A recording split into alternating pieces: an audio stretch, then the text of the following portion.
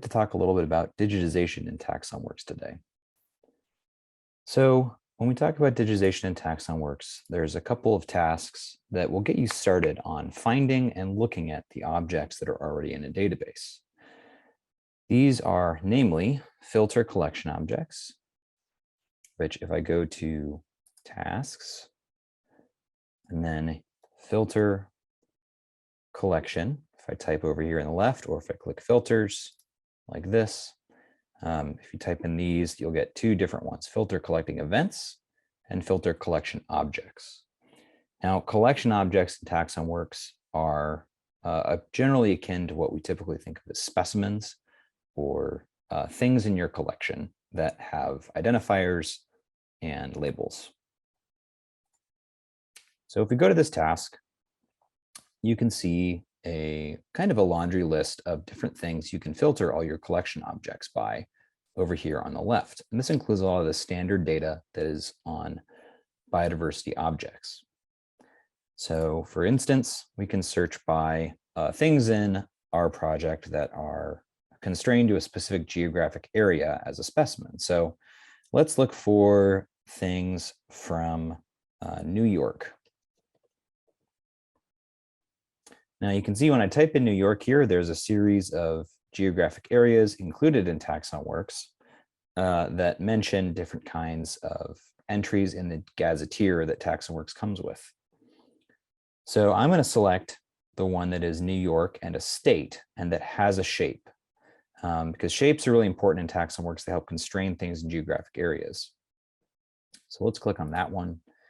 And notably, I'm going to click on treat geographic areas as spatial, so that anything that, even if it doesn't actually have this specific geographic area, if it has a coordinate assigned to it, area New York, this button will actually also return those results.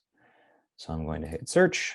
So you can see here that query actually got, as a URL, got posted here at the top. That's actually the JSON you would use for the API to find this. So as you can see here, this will return a lot of different records. Looks like we have about 5,500 in the INHS Insect Collection database that have that match that result, the query of collection objects in our database from New York. And you can change that right there. You can also change this to whatever you want in that actual JSON up at the top. So if I click on Show JSON Request, this will actually show me the request that is being used to generate this query. And then within this screen, I can then scroll left and right. I can adjust these columns to show what data is being displayed in them. And I can see all the different collection objects in my database. You can see here all these different ones. And these are all the Darwin core fields that would get exported. I can then also download a CSV of these records for quick analysis in other programs such as Excel or whatever you want to. There it goes. You can see it downloaded down here.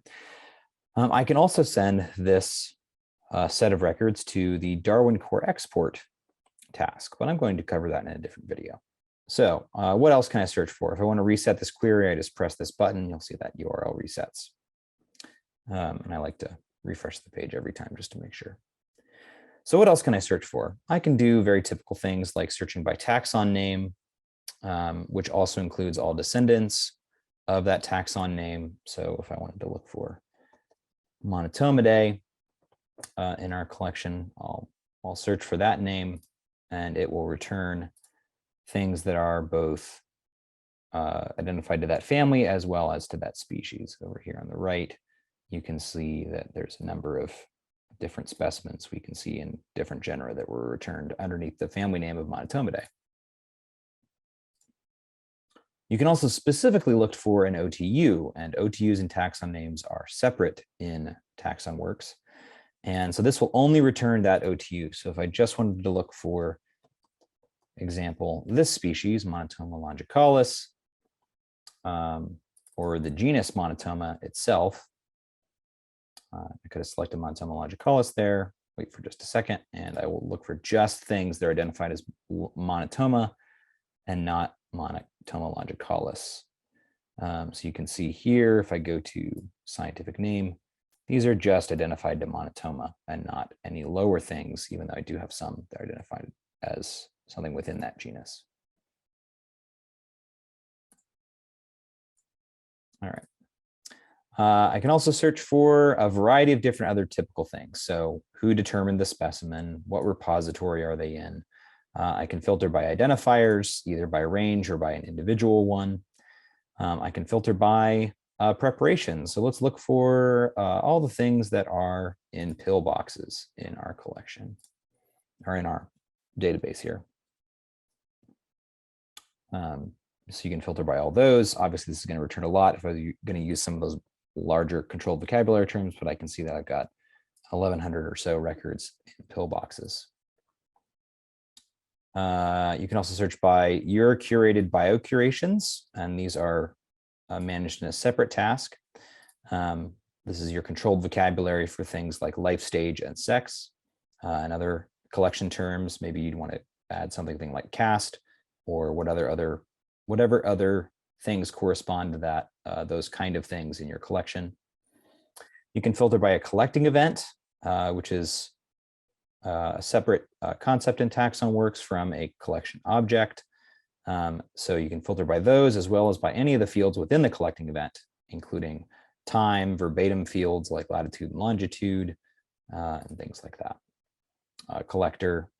You can also filter by tags that you can add to any collection object in TaxonWorks. You can filter by types.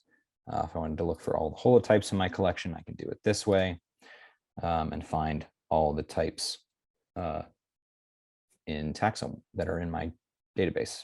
So we got about 2,700 primary types, at least that are digitized. You can also filter by loans. So if I want to look for everything that was on a specific recent loan, I can do that really easily. 4820, for example. I can look for all these specimens. I can then also look for records that any user in my database has created. So if I want to look at any of these people and see what records they've worked on in a certain time range, whether they've created them or updated them, I can do that as well. So alongside that, I can actually filter a lot of things without. So if I want to look for things without an assigned collecting event, I can do that. Or things without depictions or images, I can do that. As well as all these other things. This helps look for things that might be missing a lot of the things you'd want to add to different specimens. So this is really useful in finding those. So let's combine all those together and see if we can do a specific kind of query here. So let's look for, we'll combine a couple of these together. So right now you can only do ands, you can't do ors. So I can't look for Siphonaptera or Mecoptera, for example. I would have to separate those two. I can't do OR searches right now, but I can do ANDs with different combinations. So different combinations of these things here. So I can do Siphonaptera that are from New York. We'll do that again. New York State, I'm going to treat that as spatial. And then I'm going to look for ones specifically that have images. So I go scroll down here. I want to look for ones that have, call these depictions in TaxonWorks. All right, so if I search those three things together, it's going to narrow down my results significantly to only a few collection objects. I think because I did that spatial thing, it'll take a little longer. And there we go. You can see I have 3 different collection objects here.